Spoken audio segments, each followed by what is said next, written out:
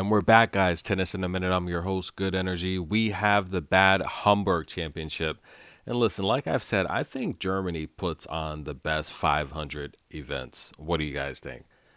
I mean, the Porsche Grand Prix, it's just everything they do in Germany is just high quality. I mean, these 500 tournaments, they are amazing. And we have two of the best players on tour. Iga Swiatek, the world's ranked number 8th, and Big Game Jesse P, the world's ranked number 3. They've played a total of 10 times. And yes, guys, Pegula's won 4 of them.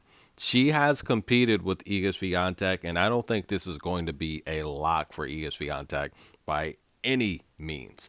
Now, the last time they faced each other, U.S. Open, guys. That's right, last year. Big Game Jessie P's route to the championship match. She defeated Iga in straight sets in the quarterfinal. A lot of people couldn't believe that. Let's go back to Cancun. I was there. Iga Swiatek defeated Pegula in the final there. 6-1, 6-love. A lot of complaints about the courts. I don't know if we got the best tennis from both, but let's go back to Montreal 23. I was also there, ladies and gentlemen. Pegula won that 2-1 in 3 sets. Let's go back to Doha. Iga won that in straight sets, but I want to talk about the United Cup, the 23 United Cup. Look, I had to come to Iga's defense. They flew that Polish team in on short notice. They wanted Iga Swiatek to play a championship match without having, played on the court all week. Pegula, the Team USA, they were there. They played their matches there. They were accustomed to the courts. And I felt that was a disaster for Team Poland, and it just wasn't right. Fast forward to today, who's going to have the momentum? Listen, guys, Big Game Jessie P is 4-0 in semifinals this year. That's right, guys.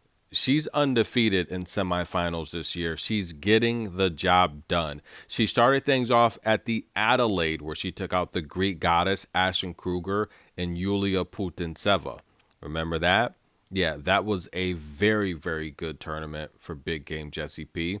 But she would lose to Keys in the championship match. Keys would get hot and continue that run to the Australian Open Championship. Austin, Texas. That's right, guys, where Keys was in that draw. They had to let her go. You can only 250. You can only have one top 10 player. She took out Nuria Diaz, Aranza Rus, Blenkova, Isla, and Kessler, where she would win that championship. Let's go to Miami, where she would lose to Sabalenka, Pera, Anna Kalinskaya, Marta Kostyuk, Emma Raducanu, Alexandra Ayala, before losing in straight sets to the champion, Sabalenka.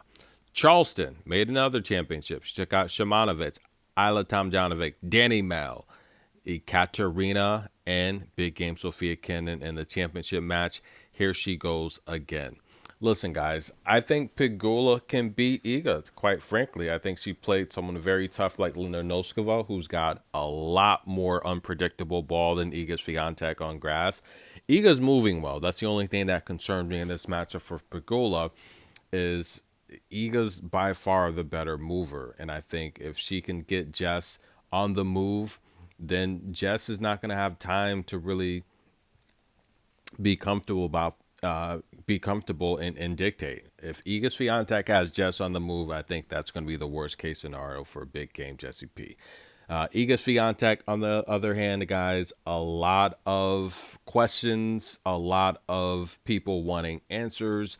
Look, over a year where she hasn't made a tour final. Okay, silence the haters. She's in another final. But her best finish this season has been semifinals, and she's made several. The Australian Open before losing to Madison Keys. Doha before losing to Ostapenko. Indian Wells before losing to Mira Andreeva. Madrid before losing to Coco. The French Open before losing to Sabalenka.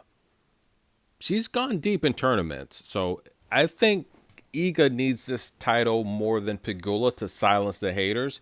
If we take a look at each lady's last match, Pegula had 8 aces against Nosova, 6 double faults. She can't give Iga free points, but she did win 82% of her first serves.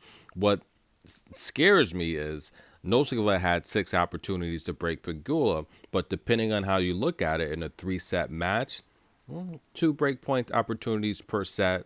Not a whole lot there. Iga, 4 aces, 0 double faults against Paulini. She talked about how Jasmine has a similar game to her on grass. She's a good mover, and she wanted to take away her speed and isolate her footwork. Everything I say you need to do if you want to beat Iga or Paulini. The problem is, I do think that Iga Swiatek, if she can do that against Jessica, I just think Jessica's going to struggle. I think she's going to become predictable. This is a match here where I think Iga needs the championship. She's won 81% of her first serves against Jasmine, a much more athletic player.